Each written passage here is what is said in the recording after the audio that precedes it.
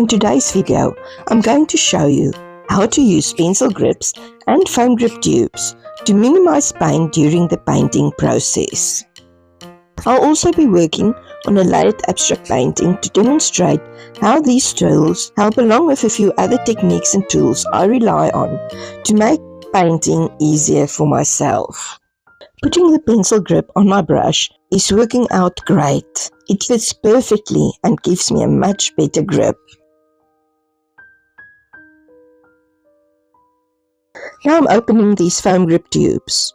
I got these on Amazon, but you can also get them on Temu or at stores selling disability aids. They come in one length, but you can easily cut them down to whatever size you need. I'm using a pair of spring-loaded craft scissors. I bought these at Aldi during their craft sales, but you can buy variations of them in craft or disability stores. They're easy to use because of the spring action and the fact that you use your hand instead of your fingers. You do, however, need a bit of hand strength to be able to use these. Foam tubes come with different size openings and can make your daily task a whole lot easier.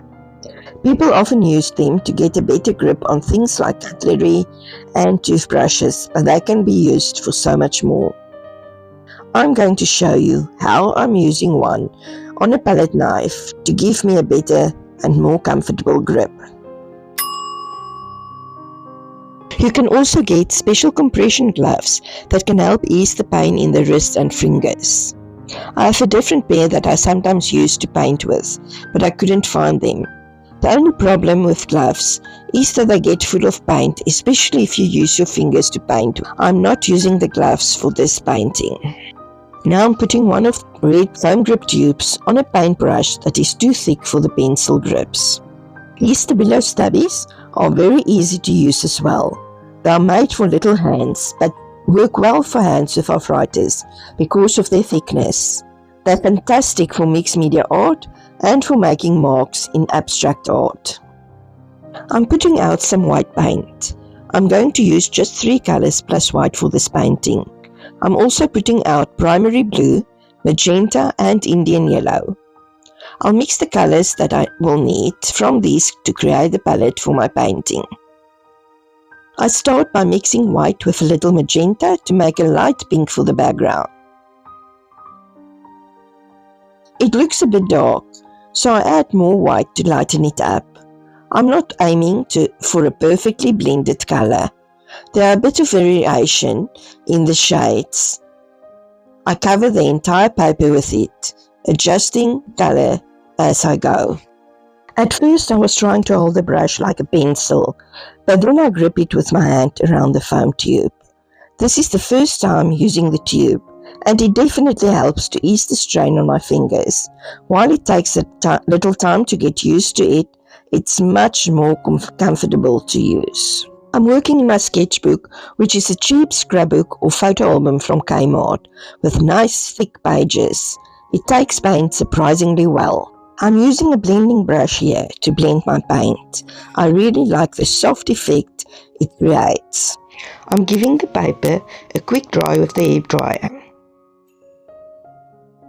Here I spray the palette with some water to keep the paint wet. The palette is an acrylic plate covered with medical exam paper, which afterwards will be perfect for collage work. Here I'm taking one of the Stabilo stubbies to do some asemic writing on the page. Writing always looks nice in abstract art. I like to have layers in my abstracts. I take another Stabilo and I'm writing some words.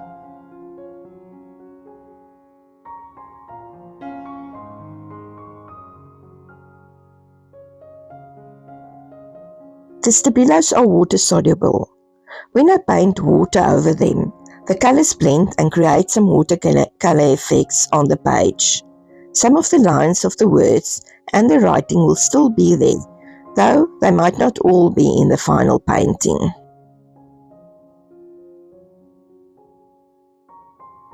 The handle of this paintbrush is nice and thick, so there is no need for using any adaptive tools on it. I'm back to scribbling with the Stabilos while the paper is still wet.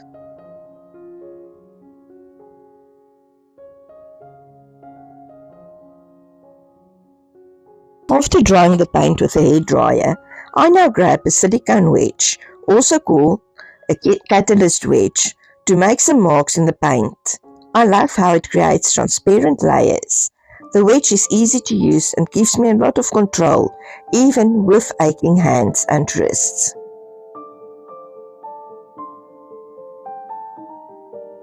I'm utilizing the back of a brush to create scribbles in the paint.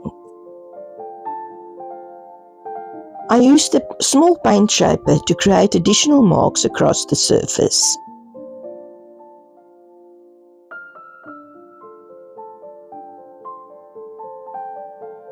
I switch over to use a smaller silicone tool that I bought off Temu. It's too small, so it keeps falling out of my hands. It's not very comfortable to use, so I probably won't use this again.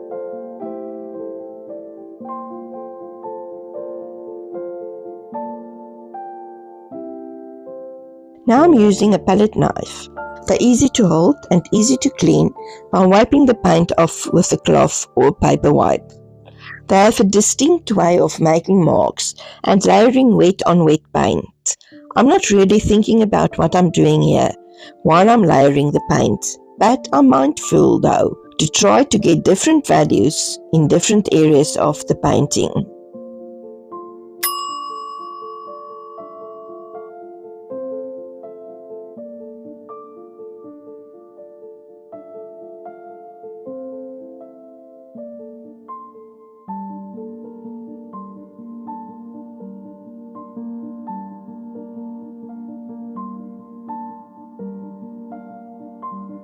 I give the paint another quick dry. Drying the back of the page helps to speed up the process. I continue making some marks with a purple stubby. I'm drawing some lines without overthinking it. I'm just scribbling over the page. I'm using a bigger silicone paint shaper here. I'm adding some green and some blue here and there. I love using these paint shapers. They're easy to clean, easier than a paintbrush to hold, and they make very nice marks. You can make quite a variety of marks with this, depending on the way you use it. Now I'm using a silicone wedge to apply a few marks over the existing marks and adding a touch more magenta in certain areas. Here's another simple technique for adding marks to your abstract painting. No brush needed, and it won't hurt your hands. I'm taking a small container and I'm putting a bit of white paint around the rim. Then I'm pressing it onto the page to create a series of round marks. Feel free to get creative. You could use a lid, an empty tape roll, or any other round object you have on hand. When it comes to abstract painting, there is no right or wrong to make your mark. Using a sponge to make more unique marks. All of these techniques can be used in realistic paintings as well. I return to using the paint shaper, adding more magenta and blue to the painting. I also enlarge some shapes and incorporate additional white marks.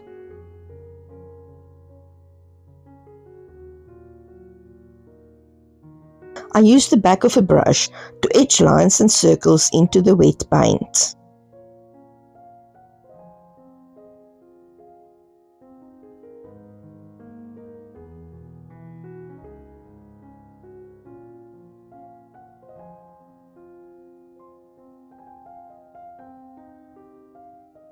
Holding the brush like a pen is really awkward.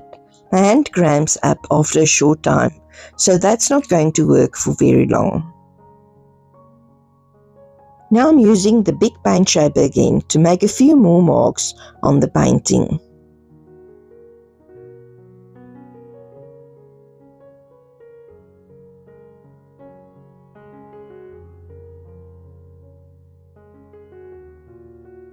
I continue working with the smaller paint shaper, dragging it across the surface of the painting to create wavy lines in white.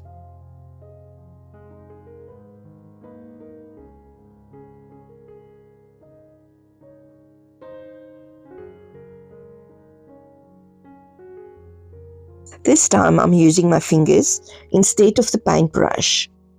My favorite painting tools are often my fingers. It's common for me to switch to using only my fingers halfway through a painting because using other tools gets too painful. Plus, fingers create really cool and unique marks, and they're awesome for blending. It's a good idea to protect your hands by applying a layer of cream before you start to paint. This will make it much easier to wash off the paint afterwards.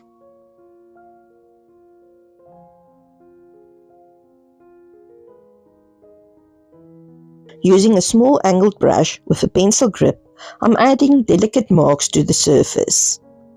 These look like small pink leaves, lightly applied to create an interesting layer of texture.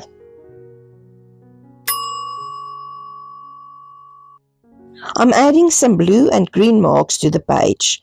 The green really makes the colors pop. I'm using a bit more blue and pink and mixing them on the page to create purple.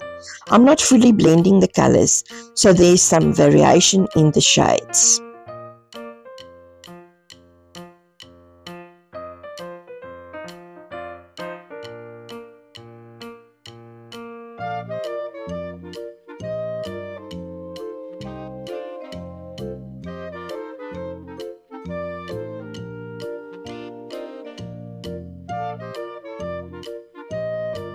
I'm taking the paper I used as a palette and smoothing out the leftover paint with a paint shaper.